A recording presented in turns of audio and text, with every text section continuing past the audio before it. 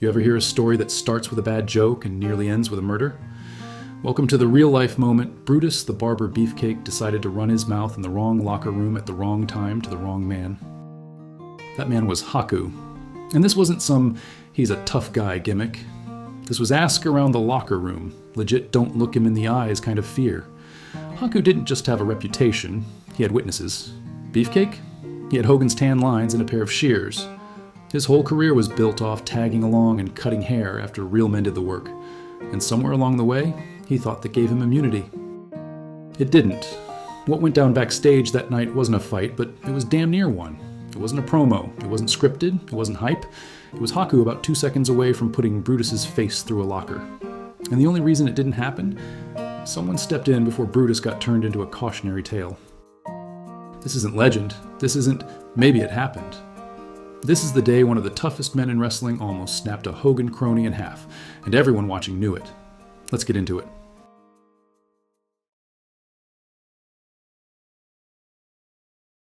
Let's get one thing straight before we start myth building. Brutus Beefcake did not get his nose bitten off. That nose belonged to some unlucky drunk in a bar who decided it'd be a good idea to square up to Haku. Possibly the last decision he made with a full face. Beefcake? He was just there. Front row for a horror show he didn't star in, but that's exactly what makes the real heat between Haku and Beefcake even funnier. This wasn't about Haku randomly snapping at a stranger. This was Haku snapping at Beefcake, and no innocent nose needed to be harmed. It all came down to Brutus thinking he was untouchable, floating through the locker room like a living tanning bed commercial with Hogan in his back pocket. And Haku, a silent killer who didn't care who your best friend was. According to multiple shoot interviews, including Haku on Hannibal TV and others, this went down in WWF, 1986, not WCW, not the 90s. No gimmick BS, just two guys, one ego, and one reputation about to get corrected. Beefcake made the mistake of calling Haku a fake tough guy. 1 second later, Brutus was pinned against the wall like a Velvet Elvis painting with Haku's iron grip wrapped around his throat. The quote, "His eyes were almost out of his head," Haku said, laughing. No punches, no overbooking, just one arm and a lesson. You don't mess with Haku unless you're a licensed undertaker. And even then, bring backup. Brutus Beefcake strutted through the WWF locker room like he owned the place, spoiled by Hogan's spotlight and clueless about the real world. His career was basically a charity case, disguised as a wrestler, built on charm, good looks, and some questionable perms. But the moment he opened his mouth about Haku, all that confidence melted faster than his hairspray in the heat. Haku didn't do fan mail or meet and greets. He dealt in real-life consequences. When Beefcake ran his mouth, calling Haku a paper tiger, Haku didn't waste breath or punches.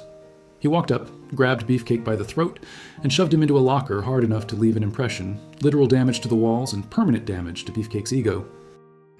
Multiple eyewitnesses confirmed Beefcake turned the color of a bruised banana, gasping for air, but too stunned to fight back. That wasn't just intimidation, it was a warning, written in flesh and humiliation.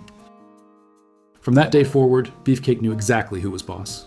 No more cheap shots, no more smug grins, just quiet, nervous glances whenever Haku was around. Because in the brutal school of wrestling, respect isn't given, it's demanded. And Brutus learned that lesson the hard way. After witnessing Haku turn that bar into a war zone, Brutus was left with a front row seat to what real fear looks like.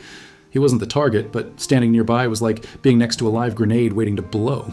You could almost hear his confidence deflating like a punctured tire as he realized his Hogan buddy status meant nothing in that moment.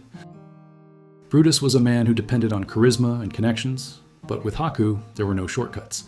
The locker room wasn't a playground for smiles and handshake deals.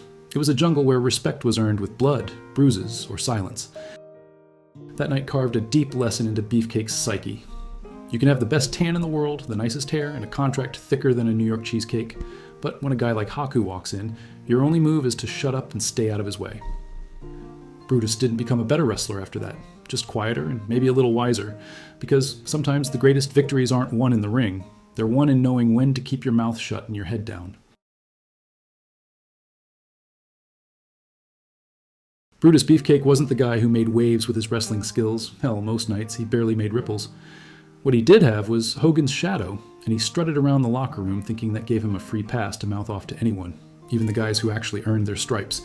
But standing near Haku that night, that free pass evaporated faster than Brutus's dignity. It wasn't a wrestling match. It was a lesson in real fear. Haku didn't need to swing fists or throw punches to command respect.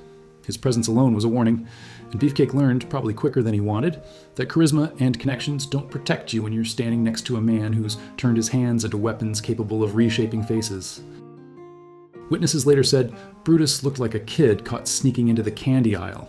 His confidence, once as inflated as his muscles, deflated in seconds, as he realized Hogan's buddy status was worthless when facing a guy like Haku. The man who bit a patron's nose off in a bar wasn't someone to joke about, and Beefcake's smart mouth had finally gotten him the attention of a predator, not a peer.